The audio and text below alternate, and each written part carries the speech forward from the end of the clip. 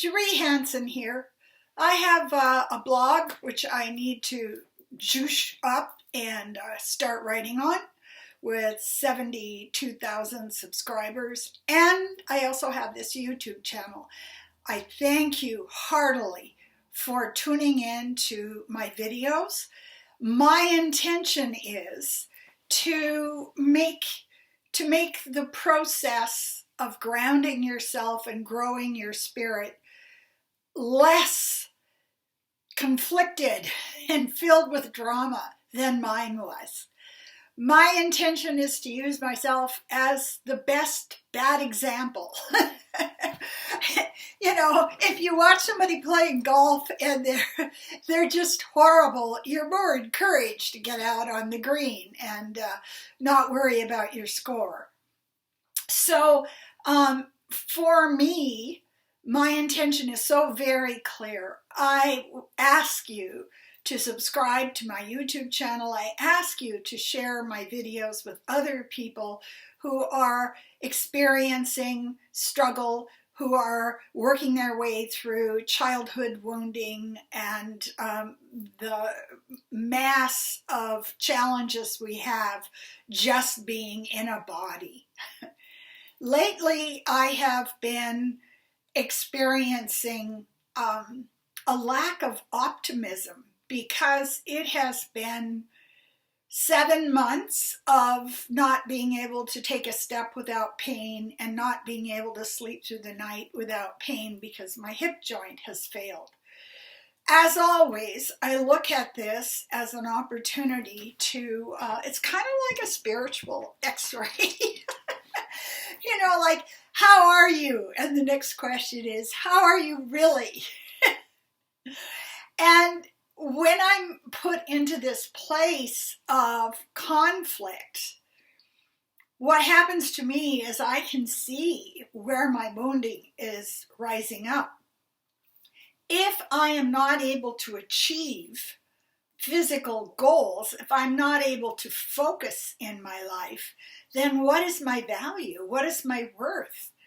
Am I just a waste of a life? And this is ego pushing back, you know, this ego thing, where we see ourselves, I see myself as only valuable when I am doing something. So it is very much like coming off of a workaholic addiction. It's like being weaned off of sugar, or heroin, or buying new clothes when you can't even close your drawers because they're so full of clothes you don't wear. So the last couple of days, I've been in the bottom of the well. Yesterday I woke up and I was massively sick. I had a headache, I had a rash all over my body, my stomach was upset, I felt heavy, useless, trapped, and I was having to constantly bring my mind back to, can we get rid of the emotion here? Can we just see that your body is in a place where it needs to heal something? And I'm very fascinated to see when I talk and coach with my clients how the ego takes us down the trail, skipping down the trail of narrative. It's, oh, why did this happen? Or what did I do that was a mistake to bring this on? And constantly having to pull myself out of that and come back to, maybe you don't know what's going on. Maybe you're in a state of submission. Maybe what's happening right now is you need to lay down and sleep for 10 hours and not be caught up in trying to watch this long drama called The Story of Cherie. How many episodes are there? Well, in 78 years, there are probably 1,000. If I can manage to drop the drama, and if I can manage to drop the need for finding a reason for everything, it's so much easier for me to trust that my body knows what it's doing, to trust that the universe knows what it's doing. To trust that even though I'm blinded right now by this pain and this sense of futility, it in itself is part of my program.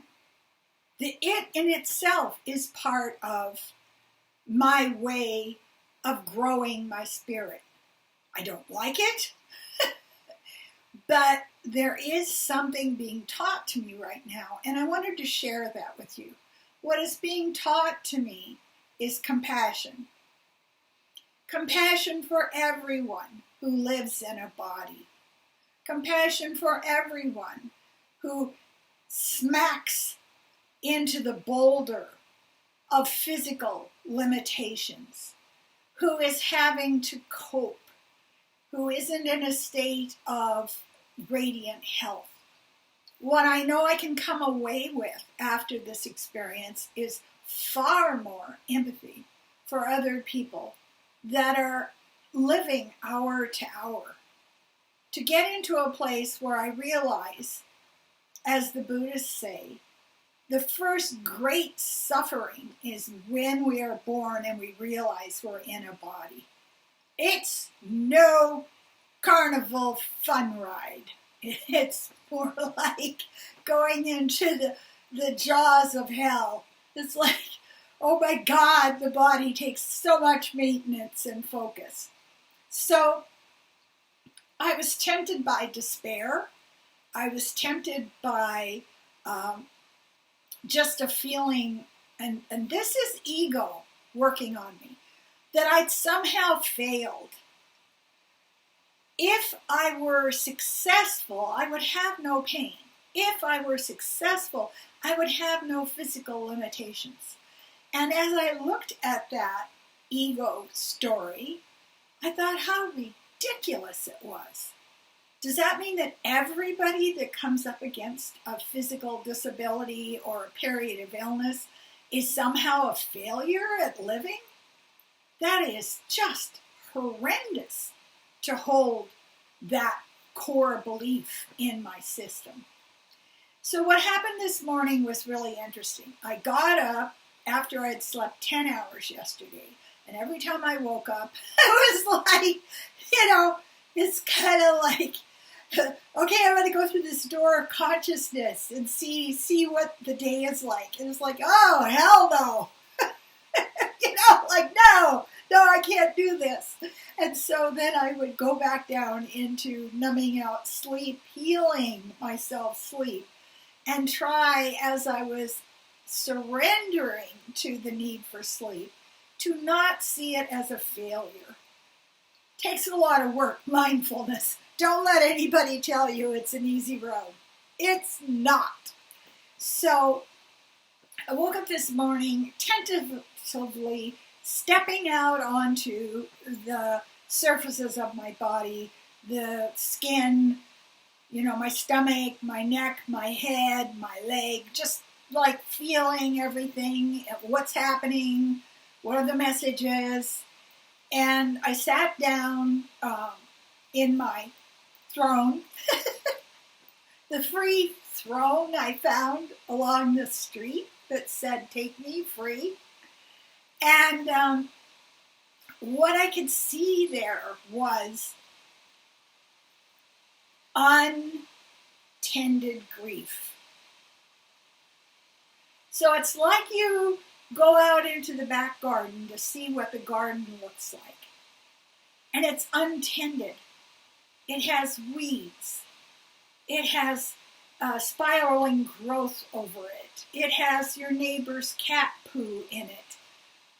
It is not a garden of delights. It is a garden of the grief that you are carrying and refusing to look at. And so I sat with intention, and the intention was, you have permission to feel bad. And I don't often grant myself that permission. But I came to the understanding that I was carrying this baggage.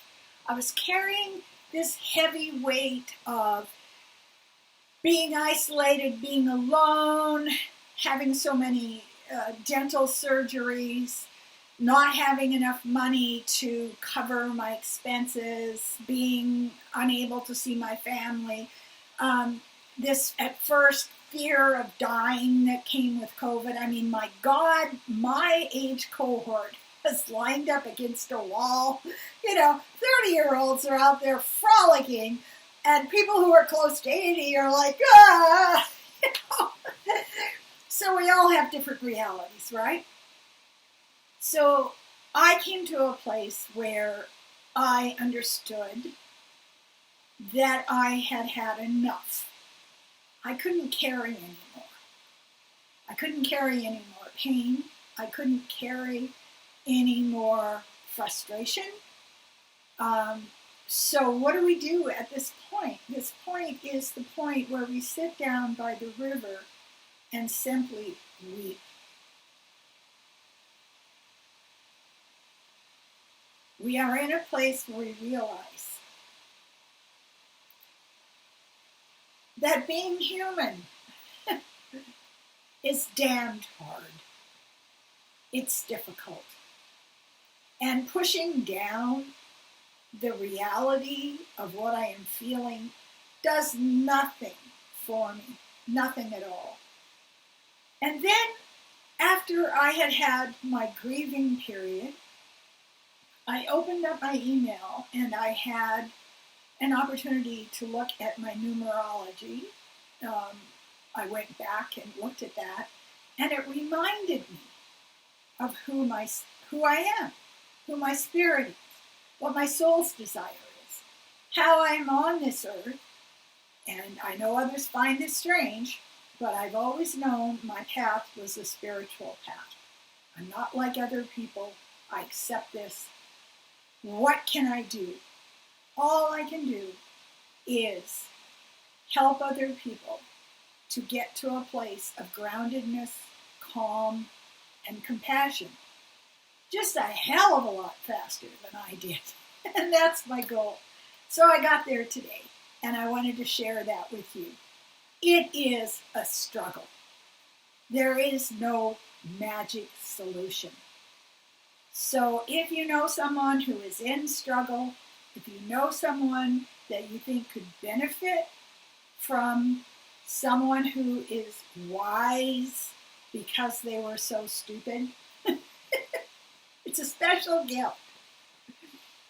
I do remote readings with my intuitive vision, and I help people to grow into a stronger, more vibrant person who is more self-reliant and more capable of restarting themselves when they stumble.